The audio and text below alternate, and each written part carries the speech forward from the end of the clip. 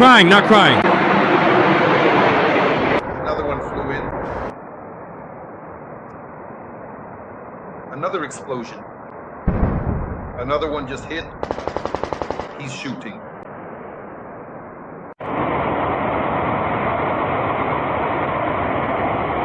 Already once. Oh, it's about to go off, right? I hear some shelling in the distance. Oh wait, what exactly is that sound I am hearing? What is that? Friends, the armed forces of Ukraine have attacked the largest power substation near Moscow, the Shatushskaya GRIS.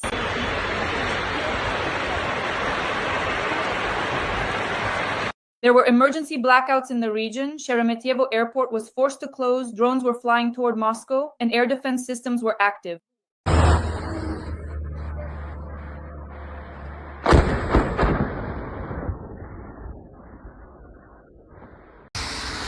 The morning starts off in a way that is absolutely nothing like a leisurely walk on a cruiser. It's honestly unreal. Everyone, without exception, woke up at 7 a.m. as if by an alarm clock. Peace and quiet cost a fucking fortune, damn it, fuck. Pussy! At the same time, other regions came under attack. Occupied Donbas, there is a blackout, attacks on Texas, occupied Crimea.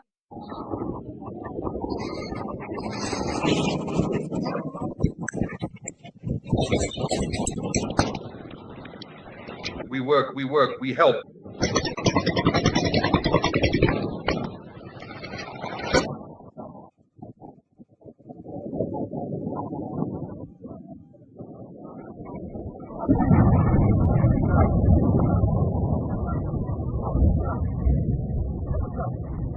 Ryazan. This is one of the largest night attacks on Russia's critical infrastructure in the past month. Racists are reporting this and they are furious.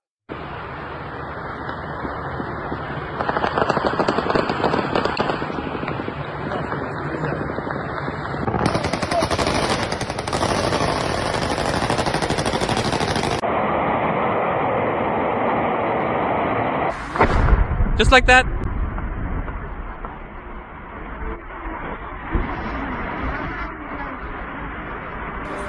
Let's discuss the attacks on the occupied territories and in Russia with the well-known military analyst Roman Tsvetov. Armare, our guest, welcome. Thank you. I wish everyone good health. Let's start with the GRES near Moscow, the Shatura GRES. This is quite serious. Another one is flying through the air. It's flying, it's still flying. It's soaring, and now it's shooting. It's shooting again.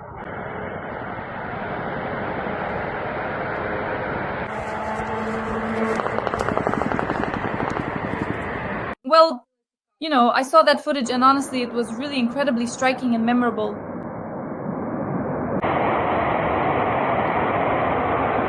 What consequences could this have for the region in general? What do you think?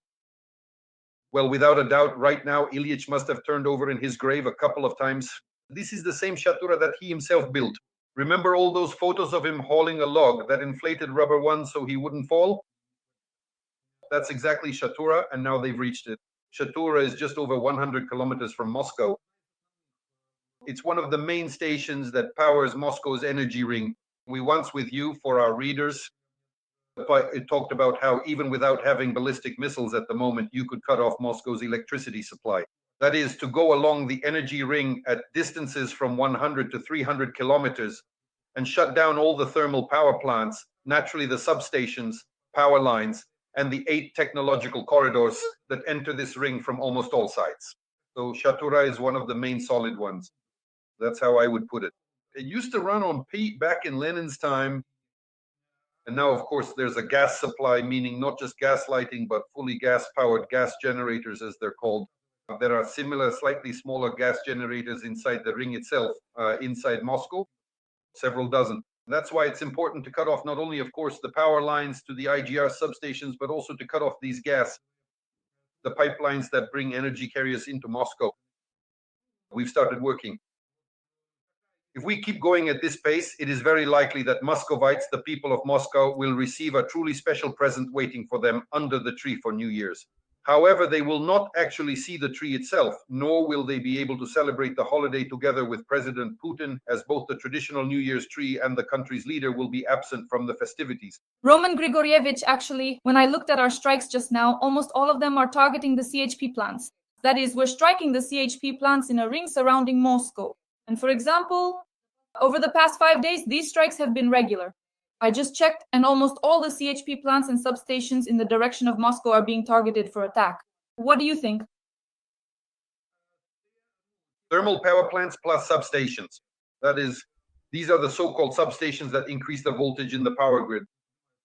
It's important for us to shut down almost all the state district power plants, the state regions, all the power plants, all the CHP plants around Moscow along these 8 corridors. Plus, of course, it's important to target the substations that raise the voltage up to 500 kilovolts, those 500, 750 kilovolt substations. If you take all of them out in a circle, Muscovites will be celebrating New Year by candlelight, but they like candles. Somewhere there will be cabbage soup, somewhere they'll be groping around, and there will definitely be some skis in Moscow because trams and trolleybuses won't be running, so they'll have to use skis. In a way, they'll get healthier. They'll get healthier. We're just concerned about the health of Muscovites, after all. How could we not be? So just to shake off some of that fat, that's the kind of approach we're talking about. We've been describing this mechanism for several months now, at least, if not years, how one should approach Moscow. If only last year, if they'd managed to use drones, it would have been possible to put pressure on Moscow itself. Now, of course, they've covered the air defenses. You can't get close to Moscow with drones anymore, but around the perimeter, somewhere from Shatura, 100 kilometers out and beyond, it's still possible. So the path has already been beaten. We're waiting for further strikes. Right now, we're only talking about the eastern approach. That's from the east. And there are also northern, northeastern corridors, southern, southwestern, and southeastern ones. We'll deal with these issues further. I think we'll get to them. So we'll talk more about this topic with you. Roman Igorovich, people are writing here about a series of explosions in Crimea. Let me quote, so I'm not just making things up. During the night, a series of strikes targeted chemical industry facilities and infrastructure located in the occupied Crimea.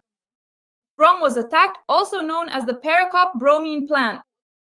Drones attacked the Glebovskoye underground gas storage facility located in the settlement of Nukovo. The building of the compressor workshop was destroyed. The Simferopol oil depot was also attacked. And all of this happened in just one night. The Russians have had a problem for the past few years. Men's libido has dropped. Women started shaking up Putin. Do something already. But he solved the issue. Something had to be done about bromine somewhere. He launched that bromine plant, and naturally ours again. That's what I'm talking about. We care about health, including the important aspect of men's health. So naturally, our people took action and hit that bromine plant to make sure bromine doesn't end up in Russian men's food. How else can you explain it if we're even going after bromine? But seriously, of course, the chemical plant is Krasny Perekopsk, and it's not just a chemical plant. There's also a substation on the plant's grounds, which the Russians are trying to power from the Zaporizhzhia nuclear power plant. So all of these, the power lines that are now being pulled from Crimea toward the Zaporizhzhia nuclear plant, these are actually 2 connections, one of which goes through Krasny Perekopsk, through that chemical plant. The strikes weren't just on it. In fact, there were strikes on about a dozen targets in total.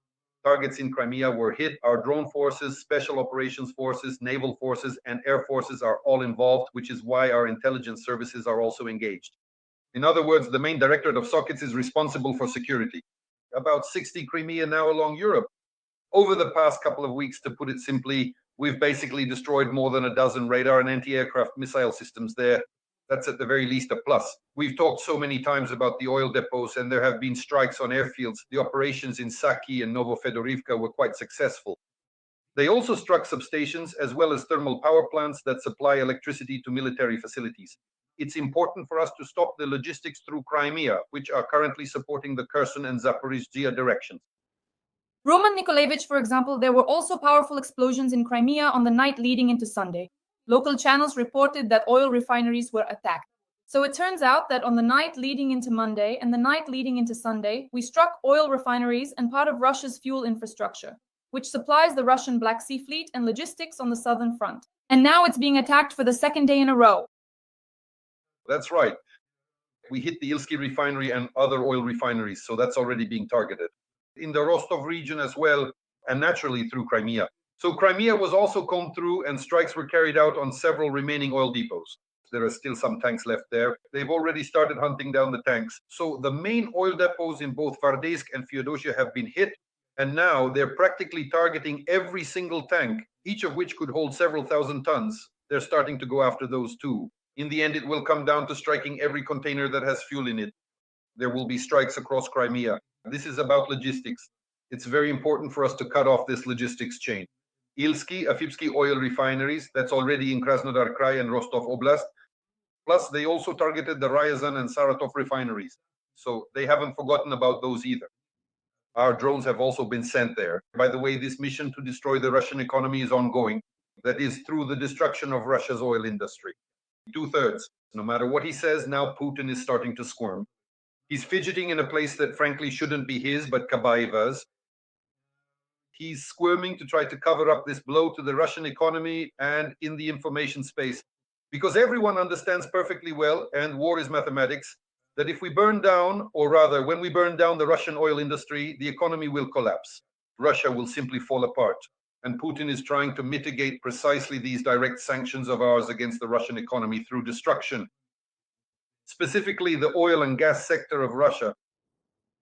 Roman Igorovich, you sent a very important message here, as I understand it, from concerned citizens. They took action. They got into a shootout with the FSB in the Altai region. The concerned citizens tried to disrupt work on the railway, but the FSB agents there are furious. They understand what's going on and they're working seriously. Roman Igorovich, the floor is yours. It's mostly Russian public pages that are spreading this topic right now. So they understand that right now a large number of resistance forces have joined in to support our strikes on the Russian economy.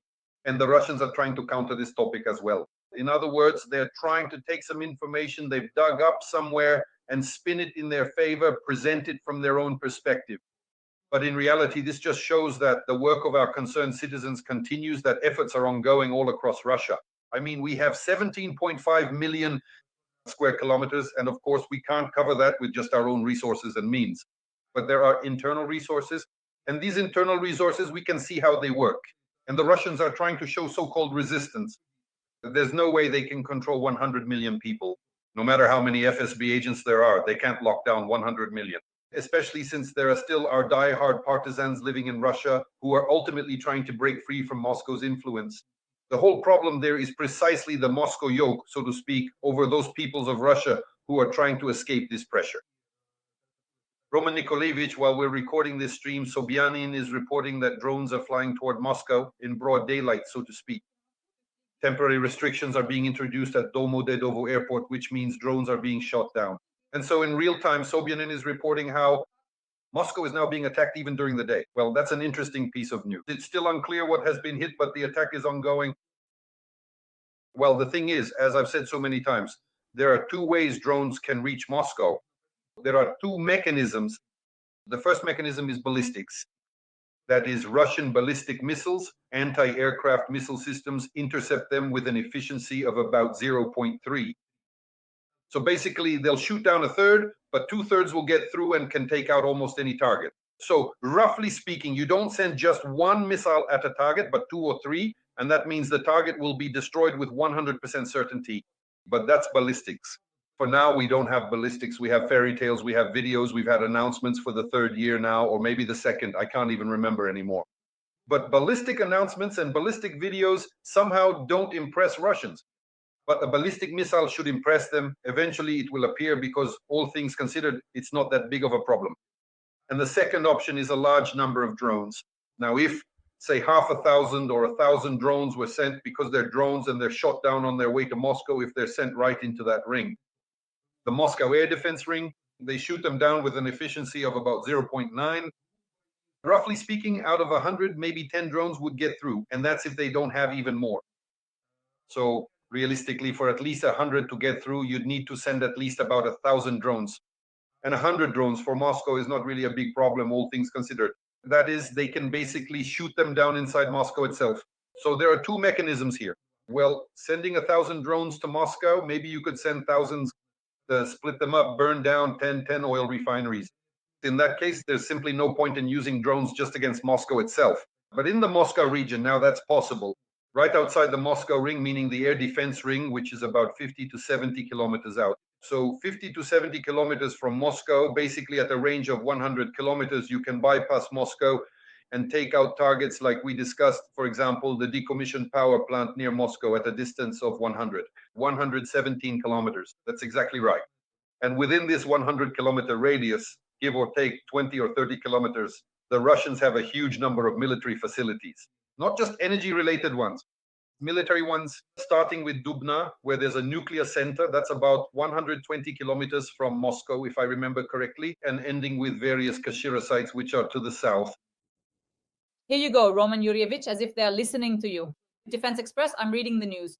Ukraine now has its own ballistic missiles. The Ukrainian company Firepoint is preparing, or rather has developed and is preparing, to deliver new generation FP7 and FP9 missiles to the armed forces of Ukraine. The FP7 is in the final stage of preparation and is expected to enter serial production by the end of 2025. And the next in the lineup will be the FP9 missile, a version capable of striking targets at distances previously unreachable for Ukraine. The stated range reaches up to 855 kilometers. Roman Yegorovich, it's as if they just heard you. Over to you. No? They didn't hear us. They just picked up on those Firepoint announcements, those flashy claims, and simply reprinted them. Most likely, all these guys studied together at the same acting school and were involved in filmmaking, not in actual missile production. Transferring missiles of serial, first of all, serial level means mass production. At the moment, if they had them, they would already be using them against Russian territory. As for the declared models, at least the FP7 and FP9 with ranges of 200 and 850 kilometers, there is the capability to produce them. During this time, while they've been in charge for 7 years, it could have been done 4 times over, a year and a half. In a year and a half, a ballistic missile is launched at our base, but in 7 years, they haven't made a single missile. The question here is, where did they get their hands so messed up?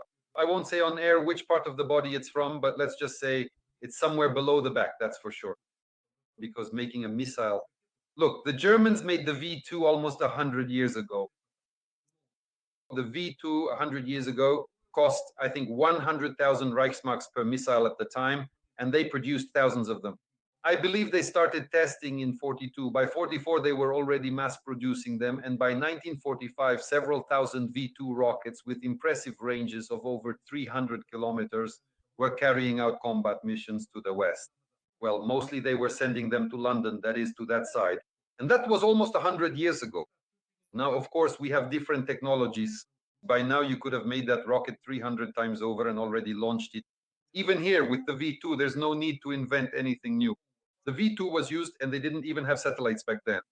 They had an internal so-called positioning system that is based on gyroscopes, which allowed the rocket to reach its target with a circular probable error of plus or minus 1.5 to 200 meters.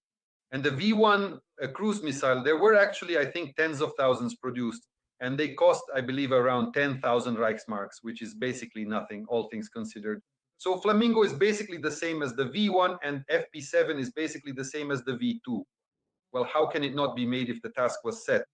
Well, I think at some point the question will arise as to when, under which government, and who will be in charge of it. That's a different question. But as soon as they appear, the Russians will immediately talk about them. Believe me, the Russians were the first to report it. Roman Nikolaevich, now let's talk about the occupied Donbas. A series of substations there were put out of order. According to the syntactic analysis and local public groups, at least 6 objects were hit. Toret's arrival at the infrastructure facility, Dokuchayevsk was hit by a substation, Shakhtyorsk hit by substation. Starobyshevo, attack on the substation. Yuzhnaya near Shakhtarsk, a hit on the substation has been confirmed, and part of the Starobyshevskaya TPP, likely serious damage. After the strikes, Besveta, Shakhtarsk, Zugres, Dokuchayevsk, and Torres were left without power. This substation line is key for supplying electricity to the occupied areas of Donetsk region and for supporting Russian troops. Roman Nikolaevich, what do you think? Yes. We did a good job in this direction. This is exactly the direction from the east approaching Donetsk. Basically, if you go further, it's on to Selidovo and then Pokrovsk. That's exactly how the Russians are moving equipment, ammunition, and personnel. So it's coming from there, starting almost from Sneznoye. It's just not Torres anymore. The city is called something else now. That's its old name. Then there's Shakhtarsk, then Zugres, then Kartsysk, Makivka, then Kanzonkovo a bit to the north. Makivka, Donetsk, and then Selidovo in a loop. So this whole line needs to be cut off by various means. That's what I mean. By the way, it's powered there by the Starobeshevskaya thermal power plant, then Zugres, the Zuyevskaya State District Power Station. There have already been strikes on them, including Starobeshevo. The technological cycle has already been disrupted on several boilers. I think the second boiler was shut down at Zugres. Plus, the Chaikinskaya power plant has been taken offline. So basically, our operational drones are working in that direction, and they're doing a pretty good job. Why is cutting off the power in Donbas also beneficial for us right now, for example? Because the Muscovites have sucked all the water out of there. They've been pumping it out. There's no water in Donbas right now. We're going to cut off the electricity. Why? Because mostly Ukrainians live there, mainly in villages, which used to be Cossack settlements. Back in the day, our Zaporizhian Cossacks used to go to the Don. For example, my family comes from one of those settlements. For 200 years, they've been buried one after another in the local cemetery. So, for example, there's the issue of putting pressure on the Russian newcomers, as I call them. Civilians who were relocated to our territory over the past 10 years, they gathered people from beyond the Urals and brought them there because the Ukrainians had left the city. The Ukrainians who remained in the occupied territory are mostly in the villages. But in the villages, there's water, there are generators, so they have electricity. If you need to use the bathroom, you can just run outside, so that's not a problem. But in the cities, the Russians brought in these so-called civilian occupiers. But since there aren't civilians of this kind, this is what they call a civilian occupation. If they have a Russian passport in their pockets, they are not considered civilians in the occupied territory. And the Geneva Conventions on the protection of civilians do not apply to them. In other words, they are pure occupiers. Naturally, they need to be pushed out. One of the ways is to cut off the power. Like I said, those Moscow leeches already messed with the water, and as for electricity, our drone forces will take care of that. Roman Egorovich, now regarding Ryazan and Rostov-on-Don. In Ryazan, there's an oil refinery, there's a fire there, there's video footage, and in Rostov-on-Don, there was an Atesh sabotage. The Atesh movement claimed responsibility for destroying an electric locomotive that was transporting military cargo. Rostov is the main distribution hub for Russia's southern and eastern groupings. Disrupting logistics in this direction is a powerful strategic blow. What do you think? So one of the railway lines from Rostov goes further south through Mariupol, and another line goes north to Donetsk through Ilovaisk. That's exactly where the strikes on the power supply for this Ilovaisk group happened. By the way, Ilovaisk was put out. At the very least, the power transmission was knocked out, meaning electric traction along this line was disrupted. So this is very important for us. This is exactly the Rostov direction, but I've already worked on that.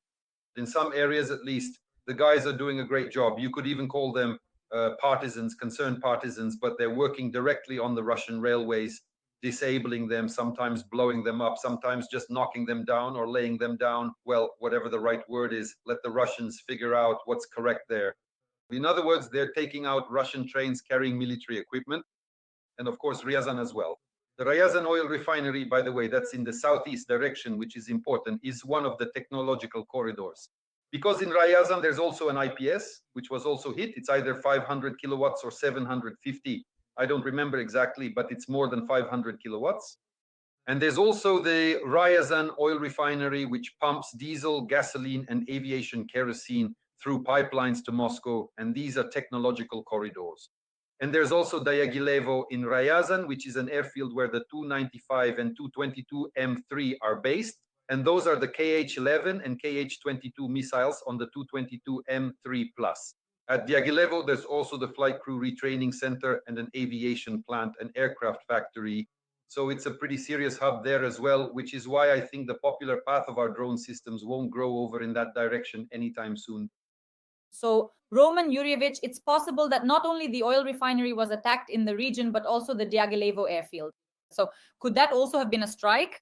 Yes. It's in the same direction, the same location. They're located roughly in the same area. Dear audience, please like this video. Let us know in the comments what you think about our strikes and Ukraine's military capabilities. Also, write in the comments where you're watching from. How are you doing? We're sending you our best wishes. Do you have power or not? Ukraine will definitely win. The well-known military analyst Roman Svetan. Roman Grigorievich, thank you. And as usual, see you this Wednesday. Goodbye. It's flying, damn. Another one is flying. It's flying, it's flying. There. It's shooting.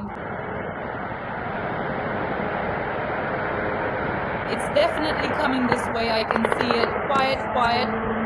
Over there.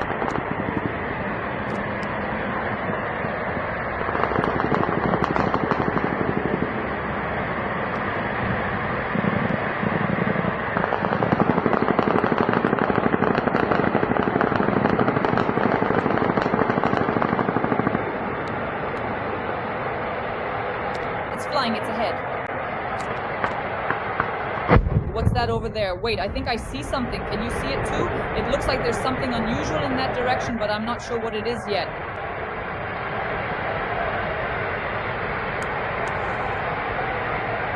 Some kind of vehicle, perhaps a type of car.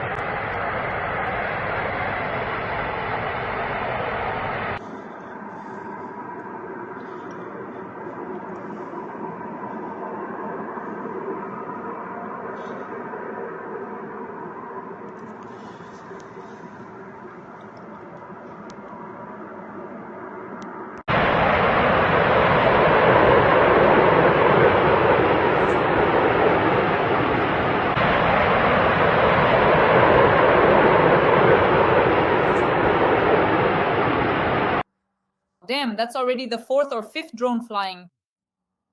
You can hear a moped over there, fuck.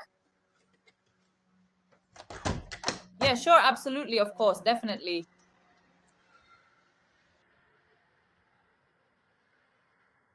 An explosion. A flash. Fucking hell. Unbelievable. Fucking assholes, damn.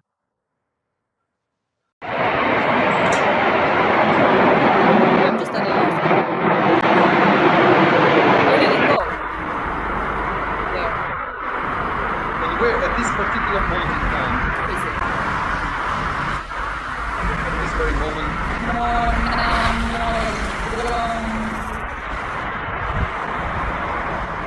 Oh, you know, it's really, really quite intense over there. Seriously, just take a look for yourself, please.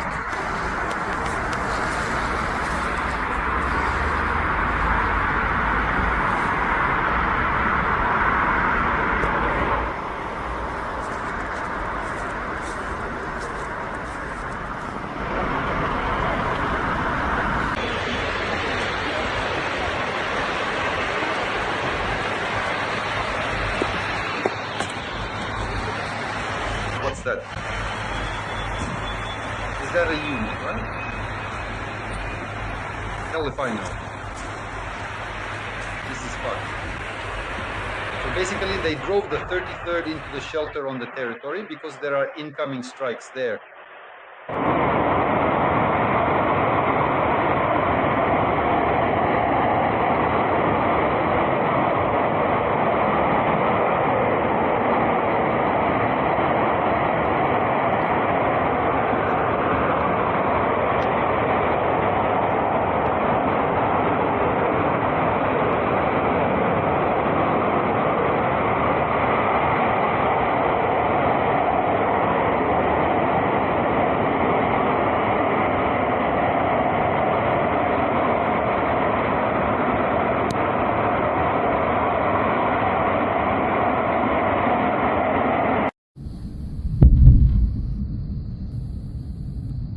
Where did it go?